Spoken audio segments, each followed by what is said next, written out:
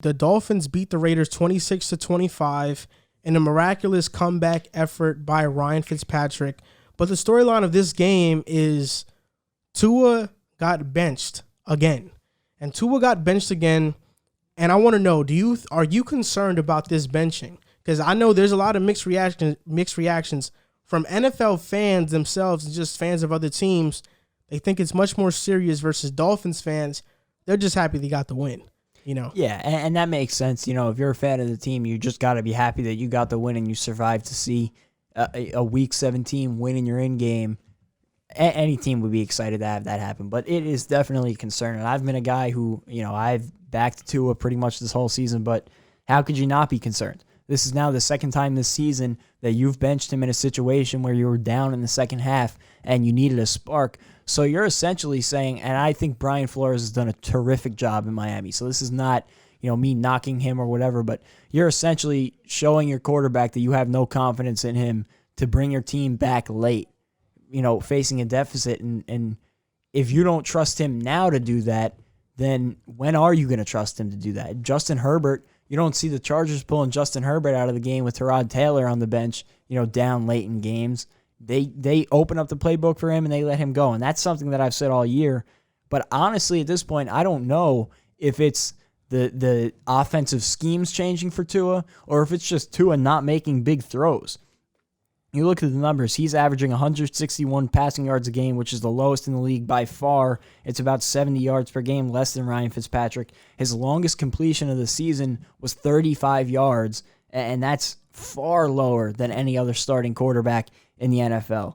And with a guy like that, he's just been too tentative, and he's not willing to make big-time throws. And I understand that Ryan Fitzpatrick is a loose cannon. You never know what you're going to get out of him. We witnessed it firsthand when it was Fitzmagic year in Week 17 against the Bills. He came out, and he was terrible, and he cost us the season. But with that high risk comes the high reward of him making bigger-time plays. And I said it a month ago, as much as I like Tua, and I hope he's the guy there, I think he's just too conservative to compete for a playoff team, especially they're going to go into the playoffs and get, if they win, probably the Bills in the first round. And to hang with Josh Allen in that offense, you can't play conservative. You need to be able to match them on the scoreboard, and I think that Ryan Fitzpatrick gives them the best chance to do that at this point in time. I told you so. And I told Dolphins fans, I told them so. I got a bunch of dislikes on my video. I think this is extremely concerning that Tua got benched for the second time, and he completed 77% of his passes, but he only averaged 4 yards per attempt. And right now, where we stand currently, Aaron Jones is averaging more yards per run than Tua is per pass. A running back is averaging more yards per run than a quarterback is per pass. That's a problem. See, right now, the two drives I got to a bench is I watched the game, 3rd and 11. He nearly threw an interception to Dallin Levitt. He nearly threw an interception. He just threw it. He's trying to make something happen, but he also nearly threw an interception earlier in that game, I think in the first quarter as well. And okay, then the next drive, Tua took a sack that put them in 3rd and 18. They just did a draw to Myles Gaskin. He got some yards, and he was benched right after. See, in my opinion, Fitzpatrick is 13-16. Right now, Ryan Fitzpatrick comes in, they're down 13-16. Down 3 with 8:36 left. He leads them and ties the game. If you can't trust Tua to come down 3 points, how can you trust him in any situation? You're not down 20. You're not down 10. You're down 3 points in the fourth quarter, and you don't have faith in him to lead that charge. I think that's extremely concerning, and it's alarming. Yeah, and that's a mental thing too. And I don't want to knock Brian Flores because I think he did the right thing bringing Ryan Fitzpatrick in. I don't think they win that game with Tua at quarterback just because I think he was a little too conservative. And, you see the play that won them the game. I don't think he makes the throw that Ryan Fitzpatrick made to set them up for that field goal. Granted, it was a lot of luck. I don't even think Tua makes that throw. So it was the right decision to win the football game in a spot where they needed a win to continue their playoff hopes. But How do you then put Tua out this weekend in a win you're in week 17 game after you just essentially said to him last week, we don't trust you to bring us back into the football game? I just think that all these mixed messages are tough for a rookie quarterback to handle, on top of the fact that he hasn't had eye-popping games. He hasn't made big plays like Joe Burrow or Justin Herbert, even Jalen Hurts has so far in their limited sample size.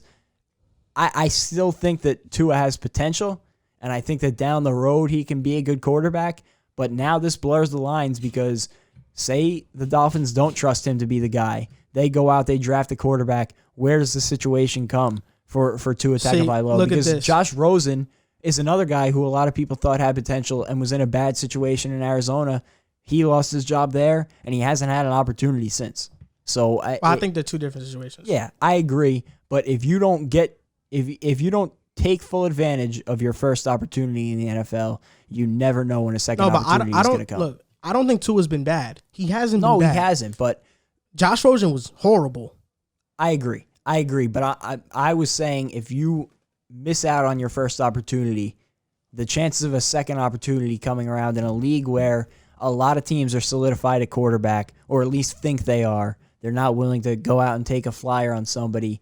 Or if you don't have a quarterback, why are you going to go take a chance on somebody's dirty laundry rather than drafting your own guy? It's a slippery slope if you don't make it in your first opportunity. Tua will be the Dolphins quarterback. He won't be their franchise quarterback. He'll be a game manager, but he'll be their quarterback because he hasn't been bad. He just hasn't been great. This is my opinion. Whenever Tua's playing, there's no receivers. We have no running game. Chan Gailey sucks. When Fitzpatrick's playing and he's doing well, I don't hear any of those same excuses. I don't hear none of that. All I've been hearing is that Tua has no receivers. So why did Fitzpatrick in one quarter have more yards than you did in the entire game? I thought the receivers were the problem. I thought Chan Gailey was the problem. But no, Tua he's just not that good right now. And I've been saying it. In the NFL right now, when you look at the star quarterbacks, you look at Mahomes, Josh Allen, even Justin Herbert, you could say he's ascending towards that. They all have great physical attributes. They're 6'6". They have strong rocket arms. They're physically talented. You look at guys like Russell Wilson and Kyler Murray. These are short quarterbacks and they're elite. Yeah, because they're extremely fast. Nobody can catch them. When you look at Lamar Jackson, he has elite speed. Tua does not have an elite attribute in terms of his physicals. Like, he's not very tall. He has a weak average arm. He has to be so phenomenally great at reading defenses and understanding coverages for him to be an elite quarterback. He has to be so good in that.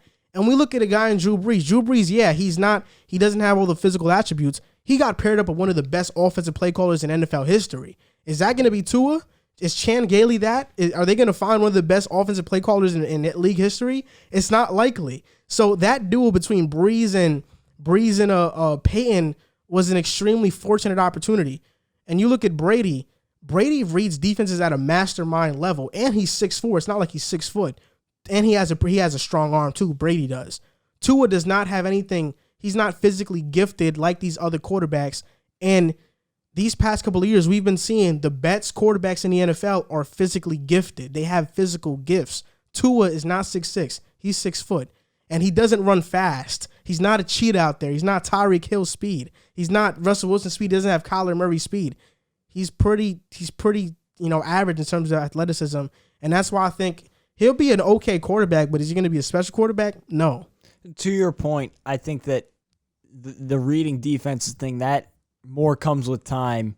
It's a tough thing to come in and read an NFL defense from day one, especially if that's supposed to be your elite trait. If you want to get elite at reading NFL defenses, I don't think that's going to happen from day one. Yeah, but I'm saying that's his only avenue for him to be an elite quarterback. And that's what I'm saying. I think I want to see him next year. I don't think it would be smart for the Dolphins to draft a quarterback. I think they should go out and if Sewell is on the board at the number 3 pick or wherever they're picking 4, if he's on the board, that's the guy that I would take, and then I would go receiver with my other first-round pick and just try and build up that offense. I think that defensive unit is in great shape. If you could add 2 weapons, Sewell on that offensive line, bolster that line even more, and add a weapon receiving, there's a bunch of great wide receivers in this draft. I want to see what he can do next year, just because I know it's all excuses, but it is a weird situation to come into. You didn't have training camp. You didn't have, a preseason. You didn't have any preseason games. You came in midway through the season as a starter. So it was a weird situation getting him thrown in. So I would like to give him an offseason to get acclimated and see what he does next year before I use a top 5 pick on a quarterback when I don't even know what I have in the guy I drafted last year yet. This is what I hate about people who use quarterback wins as a stat. Tua is 6-2. That does not mean he's a better quarterback than most quarterbacks in the NFL. Deshaun Watson has less wins than Tua. Is Deshaun Watson not as good as Tua? No, Deshaun Watson, Tua's not even on the same atmosphere as Deshaun Watson. He can't even breathe the same air as Deshaun Watson. Deshaun Watson is breathing Martian air. He's from another planet. This is what I think.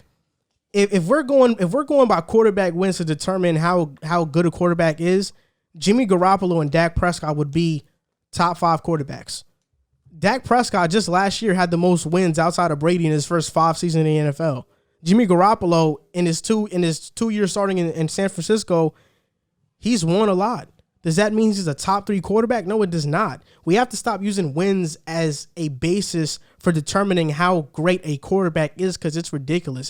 Wins are a team statistic, not a quarterback statistic. Do quarterbacks influence wins? Yes, they do. They influence them a lot.